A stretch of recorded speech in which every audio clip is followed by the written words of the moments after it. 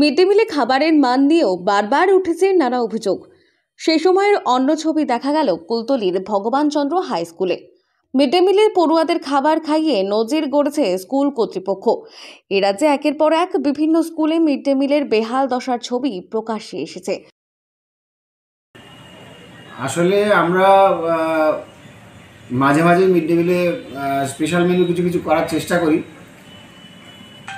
মাংস ভাত, তারপরে পায়েস, মিষ্টি, সিজনাল ফ্রুটস, এই সমস্ত। তো ছেলেমেয়েদের একটা দাবি ছিল ওরা বিরিয়ানি খাবে একদিন, তো সেই জন্য বিরিয়ানির উদ্যোগ। কত স্টুডেন্টের জন্য কেমন ব্যবস্থা করলেন? আজকে প্রায় 1750 স্টুডেন্ট ছিল। তারা সবাই খুব আনন্দের সঙ্গে বিরিয়ানি খেয়েছে। কোথাও আবার দেখা গিয়েছে নিজেদের গাঁটের কড়ি খরচ করে খুদেদের পেট ভরে খাওয়াচ্ছেন শিক্ষক শিক্ষিকারা। আর এবার সুন্দরবনের প্রত্যন্ত এলাকায় সপ্তাহে একদিন মিড ডে মিলে মিলছে রাজকীয় খাবার। খাদ্য তালিকা মেনে পড়ুয়াদের পাতে পড়ছে বিরিয়ানি, ডিম। শুধু তাই নয়, তার সাথে মিলছে মাংস। কয়েক মাস ধরে এমন বাহারি পদই মিলছে ভগবানচন্দ্র বিদ্যালয়ের পড়ুয়ারা। এই স্কুলের প্রধান শিক্ষক ও অন্যান্য শিক্ষকরা সুন্দরবনের এই প্রত্যন্ত গ্রামের স্কুলের ছাত্রছাত্রীদের কথা মাথায় রেখে নিজের উদ্যোগেই মিড ডে মিলের খাদ্য তালিকায় বদল এনেছেন। অ্যাকচুয়ালি আমাদের এই উদ্যোগটার পেছনে একটা কারণ আছে। আমরা চাই স্কুল একটা শিশুর কাছে একটা আনন্দের জায়গাতে পরিণত হোক।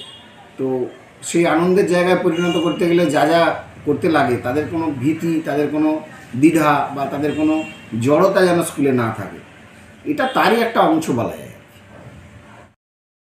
এই সমস্ত এলাকার পড়ুয়ারা বেশিরভাগই দরিদ্র পরিবারের, তাই মিড ডে মিলের খাবার যাতে তারা মন ভরে খেতে পারে সেই জন্য এই ব্যবস্থা। তাই সফল হয়েছে স্কুল কর্তৃপক্ষ।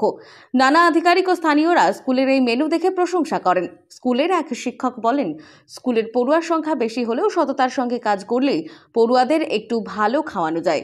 আর পাশাপাশি তিনি জানান, নিজেদের পকেট থেকে কোনো খরচ না করে এমনটা সম্ভব হচ্ছে কারণ খুব নিপুণভাবে হিসেব করে গোটা ব্যবস্থা করা হয়েছে। তিনি জানিয়েছেন, একেবারে সারা মাসের বাজার করা হয়।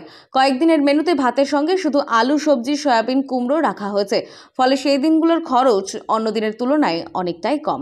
ফলে ওই দিনের খাবারে বেঁচে যায় কিছু টাকা, আর সেই টাকা দিয়েই এই ধরনের ব্যবস্থা করা হয়।